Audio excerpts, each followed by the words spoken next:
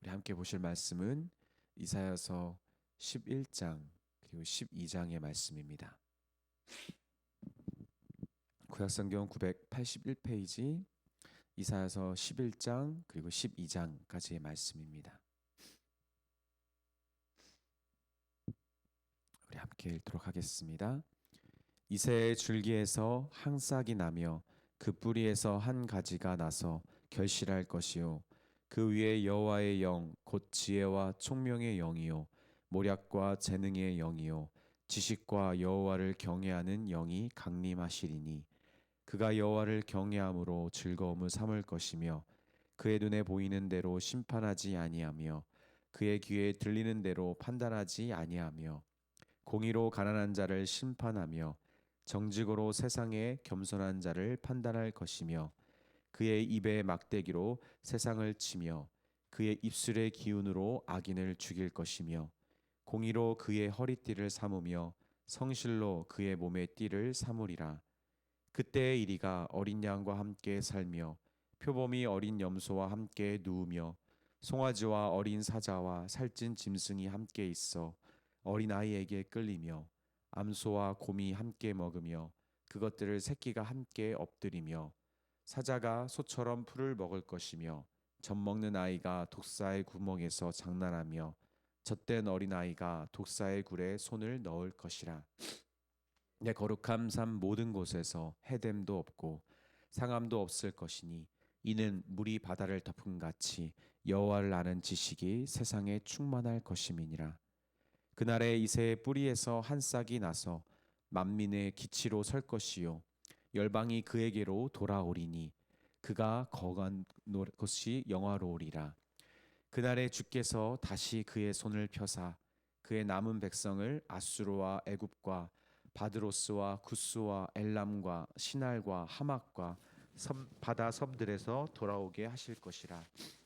여호와께서 열방을 향하여 기치를 세우시고 이스라엘의 쫓긴 자들을 모으시며 땅 사방에서 유다에 흩어진 자들을 모으시리니 에브라임의 질투는 없어지고 유다를 괴롭게 하던 자들은 끊어지며 에브라임은 유다를 질투하지 아니하며 유다는 에브라임을 괴롭게 하지 아니할 것이요 그들이 서쪽으로 블레셋 사람들의 어깨에 날아 있고 함께 동방 백성을 노략하며 에돔과 모압의 손을 대며 암몬 자손을 자기에게 복종시키리라.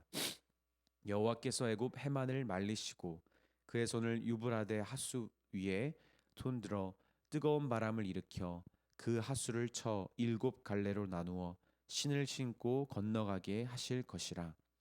그의 남아있는 백성 곧 아수르의 남은 자들을 위하여 큰 길이 있게 하시되 이스라엘의 애굽 땅에서 나오던 날과 같게 하시리라.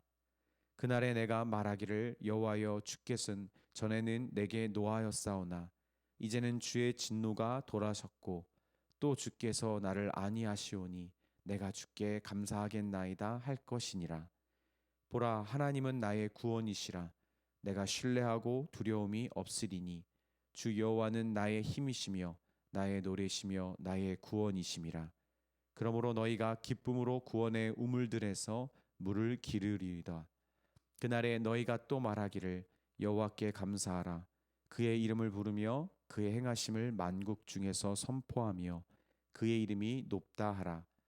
여호와를 찬송할 것은 극히 아름다운 일을 하셨음이니 이를 온 땅에 알게 할지어다.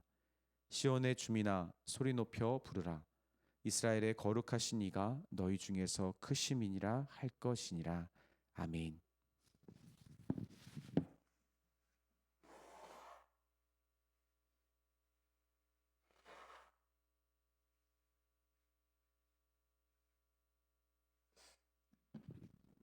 네, 죄송합니다. 네, 반갑습니다.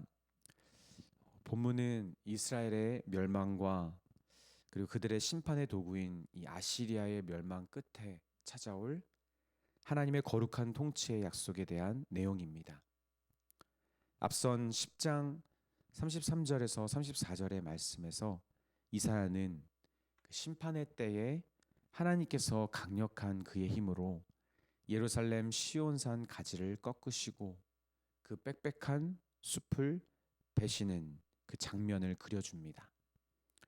하지만 11장 1절 오늘 본문에서 그곳 황폐한 곳 이새의 줄기 즉 다윗 왕의 후손에서 한 가지가 나서 주님의 영을 입은 자가 통치를 시작하시는 것을 보여줍니다.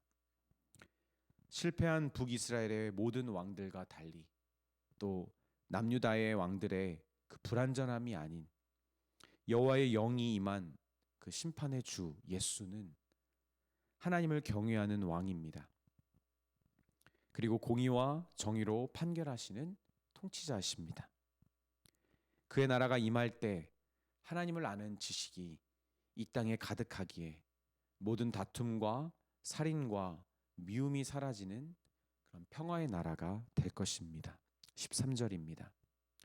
또한 주님의 나라는 모든 민족들을 자기의 소유로 삼으시고 강한 민족들을 굴복시키시며 북이스라엘과 남유다의 경계가 사라지고 하나님의 임재와 약속이 가득한 나라로 회복될 것입니다. 그때 이스라엘은 하나님의 진노와 심판의 뜻을 깨달아서 감사와 찬양을 높이며 이사야라는 그 이름대로 하나님은 구원이시다라는 고백을 올리며 그의 영광스러운 이름을 다 함께 노래할 것입니다. 신랑을 사모하는 마음, 이런 신랑이 오시기를 사모하는 마음도 이 본문에 이렇게 함께 들어가 있는 것입니다. 우리는 흔히 실패는 성공의 어머니라는 말이 있죠. 실패하면 끝이라고 생각하기 쉽지만 오히려 실패를 통해 성공을 낳을 준비가 되었다는 말이며 실패 없이는 성공은 없다는 말이기도 합니다. 강력한 민족인 이 아시리아를 통해 하나님의 심판을 받는 북이스라엘은 그 빽빽했던 숲이 황폐해진 것처럼 모든 소망이 끊어진 것 같았습니다. 하지만 황무지가 돼서야 그토록 실패를 거듭했던 그 거짓 왕들이 아닌 참 이스라엘 왕의 통치가 시작되는 것입니다.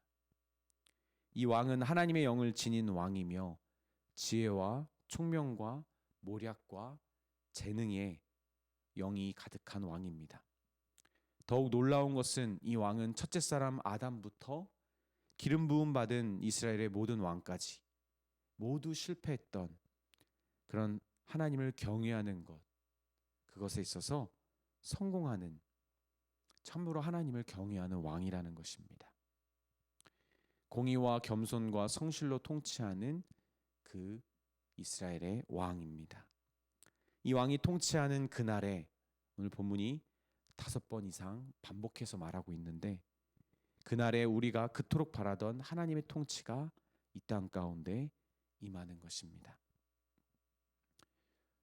1972년 10월 17일 민주화를 갈망하던 국민들의 바람과는 달리 박정희 대통령이 유신 선포로 해서 정당 및 모든 정치 활동을 금지시키고 헌법 기관을 중지하게 하는 계엄령을 발동합니다.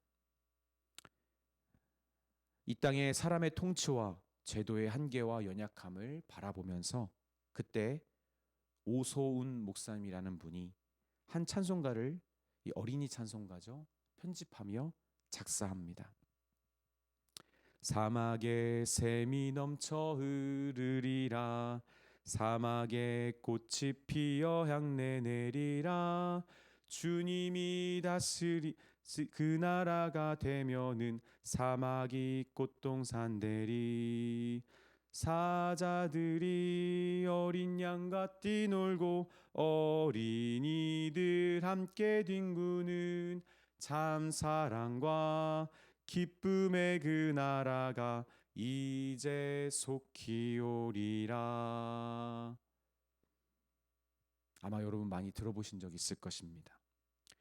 구주 예수께서 오실 그날에 임할 그 진정한 왕의 통치를 갈망하다가 그가 찾은 히브리 민요의 멜로디를 듣고 또 이사야서 오늘 본문인 11장 6절에서 8절의 내용과 또 이사야서 35장 이 초반부의 내용을 그 말씀으로 가사를 덧붙인 것입니다.